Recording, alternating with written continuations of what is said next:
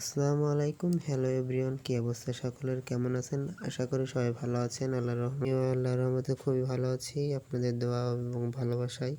তো আজকে সকালবেলা অনেক গরম লাগতেছিল, তো দুপুরের দিকে ফোন দিছিলাম নারকেল পাড়ে যে কাকু ওনাকে।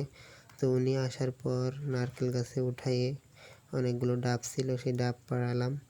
কিন্তু উনি বলে যে আমি যেহেতু আসছি, তবে আমি আর কিছু ডাব পারি, যে তোমরা বিক্রি করে দিয়ে নে, তোমাদের এতে কিছু টাকা হবে নে।